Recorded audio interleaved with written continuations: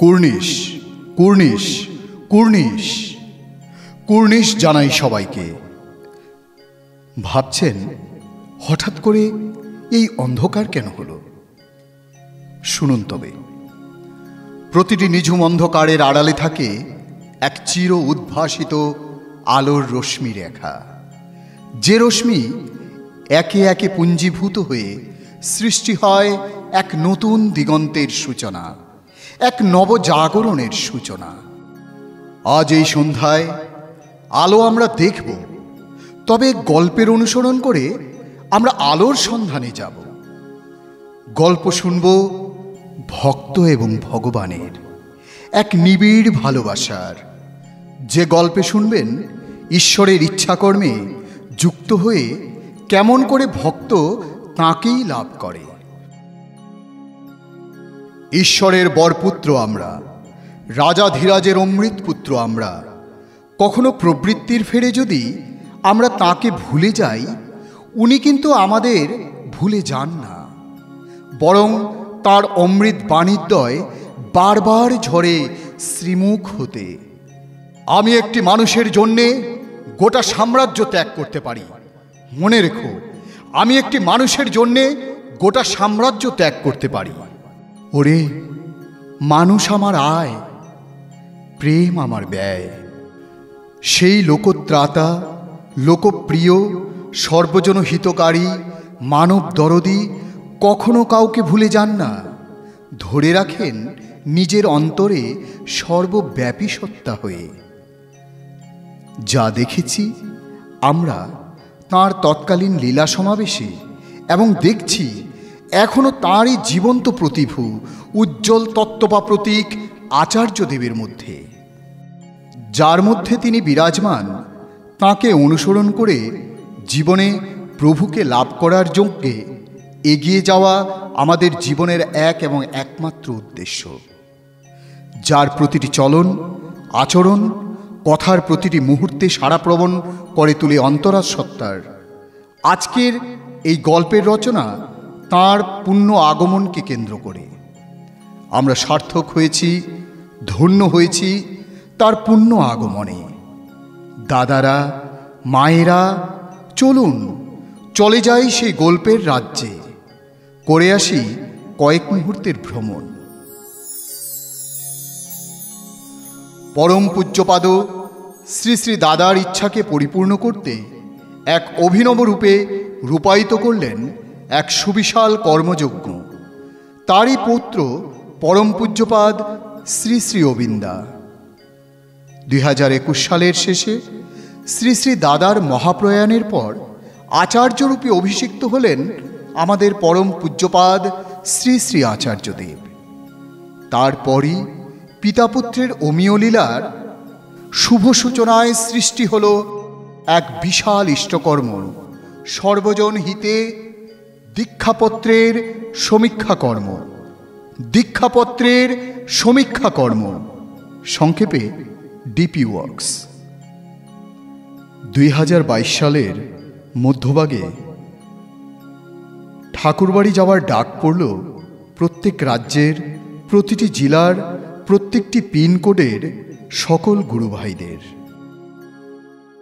তাঁরই ডাকে সাড়া দিতে ছুটে চললেন একাংশ গুরুভাইদের দল, এক নবীন উল্লাসে, এক নবীন উদ্যমে।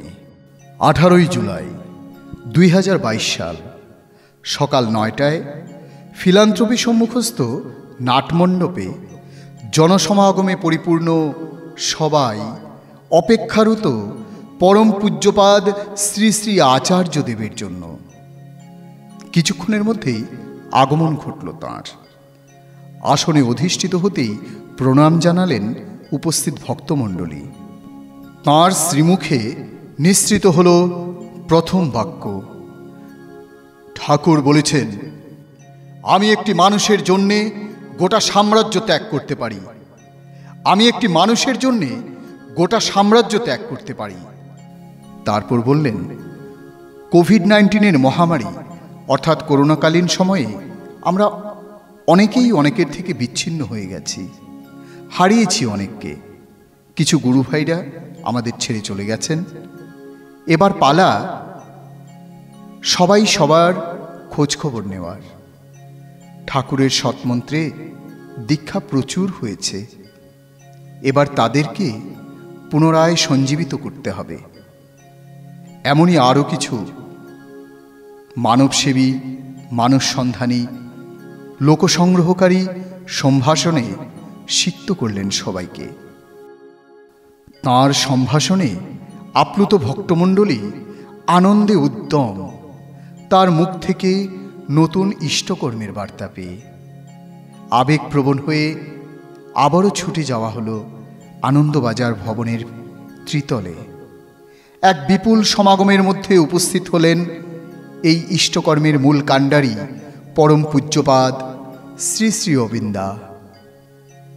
বললেন, প্রত্যেকের দুয়ারে দুয়ারে পৌঁছাতে হবে, খোঁজ খবর নিতে হবে, অন্তর হৃদয় প্রসারণ করে বাক্যালাপ করতে হবে। যারা ঠাকুর থেকে বিচ্ছিন্ন হয়েছে তাদেরকে পুনরায় ঠাকুরের কাছে ফিরিয়ে দিতে হবে। সবার পাশে সবাইকে দাঁড়াতে হবে। তবেই একদিন একজন গুরু ভাই বোনের পেছনে 3.5 কোটি গুরু ভাই বোন দাঁড়িয়ে থাকবেন, নিঃস্বার্থ ইষ্টকর্মোদ্যমী হয়ে। এই অমৃতময় চিত্ত প্রসারণকারী বাক্য শুনে সবাই যেন নিমেষের মধ্যেই উৎফুল্লিত হয়ে উঠেছিলেন। প্রত্যেকটি পিনকোডের অধীনে থাকা গুরু ভাইদের নাম সমন্বিত নথিপত্র সঁপে দিলেন সবার হাতে। এই কর্মের নামাকরণ হল দীক্ষাপত্রের সমীক্ষা কর্ম। দীক্ষাপত্রের সমীক্ষা কর্ম, সংক্ষেপে ডিপি ওয়ার্কস। প্রত্যেক গুরু ভাই আশীর্বাদ মাথায় নিয়ে ফিরে আসলেন নিজ নিজ বাটিতে। তারপর শুরু হলো এক নবীন জোয়ার, এক নবজাগরণ, এক নবদিগন্ত সূচনার। পাড়ায় পাড়ায় সৃষ্টি হলো দীক্ষাপত্র সমীক্ষা কর্মের দল। মায়েরা, মেয়েরা, দাদারা, ভাইয়েরা, বোনেরা সবাই তাঁরই ইচ্ছাকে বাস্তব কর্মে রূপায়িত করতে নেমে পড়লেন মানব সন্ধানের কর্মযজ্ঞে। যার মানুষ তাঁকে ফিরিয়ে দেওয়ার কর্মে প্রতিদিন সবাই পৌঁছাচ্ছেন প্রত্যেকের ঘরে ঘরে, সবার পাশে দাঁড়ানোর জন্যে। হুবহু অবিন্দাদার ইচ্ছা যেন এক বাস্তবায়িত রূপ নিচ্ছে। এই কর্মের এতটাই সক্রিয়তা দেখা যাচ্ছে যেন এই চিরাচরিত দুঃখ সুখের জীবনে দুঃখ থেকেও যেন না থাকার সাড়া দিচ্ছে। সবাই যেন নিজেদের একাকিত্বের বেষ্টনীতে দেখতে পাচ্ছে বহুত্বের সমাগম। এই সমাজ কল্যাণ মুখর কর্ম এগোতে থাকলো এক নতুন দিশায়, এক নতুন সূর্যোদয়ের দিকে। কাজের বহ্নি শিখা জ্বলার প্রথম ভাগেই আসলেন আচার্যদেবের দ্বিতীয় পুত্র পরম পূজনীয় অর্ণদাদা। 2022 সালের নভেম্বর মাসে বললেন, আপনারা ভালোভাবে এই কাজ করলে আমি বাবা এবং দাদাকে নিয়ে আবার আসব। এই মধুর বাক্য শুনে আরো সক্রিয় হয়ে পড়লেন এই কর্মযজ্ঞের সেনাবাহিনীরা। তার পরের বছর এই কর্মযজ্ঞকে আরো সক্রিয় করে তুলতে 2023 সালের জুলাই মাসে পাঠালেন ডিপি ওয়ার্কসের সক্রিয় পরাক্রমী দলকে, যাদের আগমনে আমাদের এই কর্ম আরো প্রখরতা, আরো দ্রুত গতি পেল। পরম পূজ্যপাদ শ্রী শ্রী অবিন্দাদার নেতৃত্বে এই কর্ম যেন দিনে দিনে তাঁর লক্ষ্যে এগোচ্ছে। দিনে দিনে সর্বতোভাবে জড়িত হচ্ছে একাংশ মানুষ। যারা বিচ্ছিন্ন হয়েছিল তারা আবার পরমপিতাকে জীবনে নিয়ে চলার অভ্যস্ত হচ্ছে। তদ্গতি সম্পন্ন কর্ম চলাকালীন দেওঘরের ষোড়শী ভবনস্থিত নাটমণ্ডপে আচার্যদেব স্বইচ্ছা প্রকাশ করলেন ওনার এই ঐতিহাসিক ভারত ভ্রমণের কথা। বললেন, এইবার ওনার যাওয়ার পথ কেউ ঠিক করবে না। ওনার যাওয়ার পথ নির্ধারিত হবে ডিপি ওয়ার্কসের মাপকাঠিতে। যে জায়গায় 10% ডিপি ওয়ার্কস হয়েছে সেখানে তিনি নিশ্চয় যাবেন। এই সুসংবাদ শুনে আপ্লুত প্রত্যেকটি মানুষ লেগে পড়ল 10% ডিপি ওয়ার্কসকে লক্ষ্যে রেখে। প্রত্যেকজন ডিপি ওয়ার্কসের কর্মীদের ঐকান্তিক ইচ্ছা পরম পূজ্যপাদ আচার্যদেবকে নিজ বাটিতে আনার, ওনার অমীয় উপস্থিতি লাভ করার। এই ইচ্ছাকে কেন্দ্র করে তিলে তিলে সবার ডিপি আপডেটও হতে লাগল। 2024 সালে আশ্রমে শতবার্ষিকী নিবন্ধন উৎসবের পরেই ভারত ভ্রমণে বেরিয়ে পড়লেন পরম পূজ্যপাদ আচার্যদেব। পরম পূজ্যপাদ অবিন্দাদা এবং পরম পূজনীয় অর্ণদাদা। পরম পূজ্যপাদ অবিন্দাদা নিজের ইচ্ছা যেন পূর্ণ করলেন সবার মধ্য দিয়ে।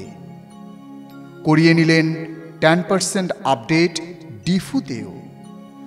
শুধু তাঁর ইচ্ছাতেই এমনটি সম্ভব হল।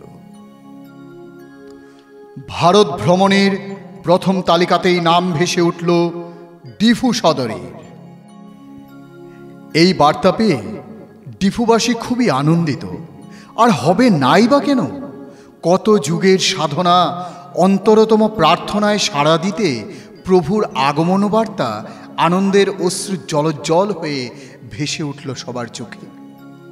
শুরু হয় তার আগমনকে কেন্দ্র করে স্বল্প সময়ে এক প্রকল্পমুখী কর্মের, যার কোনো বিকল্প নেই।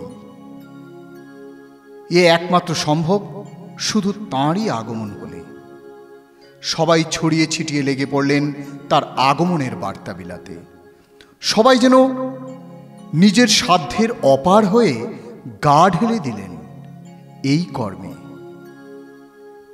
আগমনের দিন স্থির হল 16 নভেম্বর 2024 সাল। চারিদিকে প্রস্তুতি যেন বারবার সাড়া দিচ্ছিল, সময় ফুরাচ্ছে। সুদৃশ্য আলপনায় রচিত হল ডিফু সৎসঙ্গ বিহারের প্রাঙ্গণ। রঙের নতুন ছোঁয়ায় মন্দিরের প্রতিটি প্রাচীর যেন পুনরায় সঞ্জীবিত হল, সাড়া পেল। ঘরের মালিক ঘরেই আসছেন। ওরে, ঘরের মালিক ঘরেই আসছেন। প্রত্যেকের আনাগোনায়, কর্মব্যস্ততায় রাত্রিদিনের সময়ের হিসেব যেন স্থগিত হয়ে গেল। এক নবীন উষার রক্তিম অরুণ যেন সকল আঁধার কাটিয়ে নিয়ে আসলো সেই সর্বজন আকাঙ্ক্ষিত দিন। 16 নভেম্বর 2024 সাল। সকাল থেকেই যেন প্রতিটি ধূলিকণা, গাছের পাতার পত্রহরিত কণা, এক কথায় সবাই যেন থমকে গেছে তাঁকে দেখবার আকুলতায়। প্রাতঃকালীন প্রার্থনার পর থেকেই বিরাজ করছিল এক নবভাবমাধুরীর, এক অধীর ধৈর্যশীল অপেক্ষার। সকল অপেক্ষার অবসান ঘটিয়ে ভক্ত হৃদয়ে স্পন্দন যেন স্থগিত করে সর্বশেষে উপস্থিত হলেন তিনি। গাড়ির চাকা থামল, নামলেন তিনি। সঙ্গে নামলেন সবার নয়নমণি পরম পূজ্যপাদ অবিন্দাদা। প্রথমবারের মতো তাঁরই বাড়িতে। ওনাদের উপস্থিতি চোখের সামনে দেখেও যেন বিশ্বাসই হচ্ছিল না। প্রত্যেকের চোখে জল ধরে রাখা দায় হয়েছিল। কেউ যেন কাউকে বুঝাতে সক্ষমই নয়। আনন্দে ডগমগ হয়ে উঠে অথই তালে নাচছিল প্রতিটি প্রাণ, প্রতিটি ভক্ত হৃদয়। আহা, ওই শ্রীরূপ মাধুরী, আহা মরি মরি। ওহ, কি যে সৌন্দর্যের লাবণ্যচ্ছটা, আলোকেও হার মানায়। কি যে মাধুর্য, নিমিষের জন্য যেন দুঃখগুলো সুখকে জড়িয়ে ধরেছিল। এ আনন্দ আর কি চায় বলুন তো, যার নাই কোনো ভাষা, নাই কোনো ব্যক্ততা, নাই কোনো ভাব। তাই অব্যক্ত সুরে যেন প্রতিটি প্রাণ বলছিল,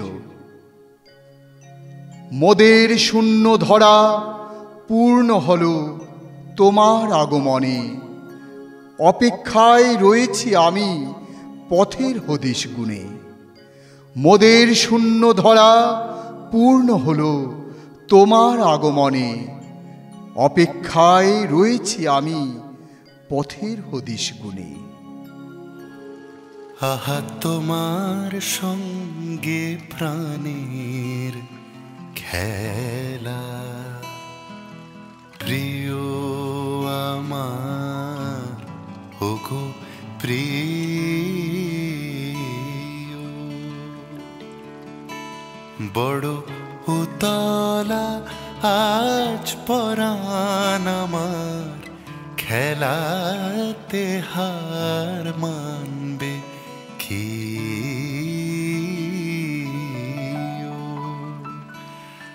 আহা তোমার সঙ্গে প্রাণের খেলা।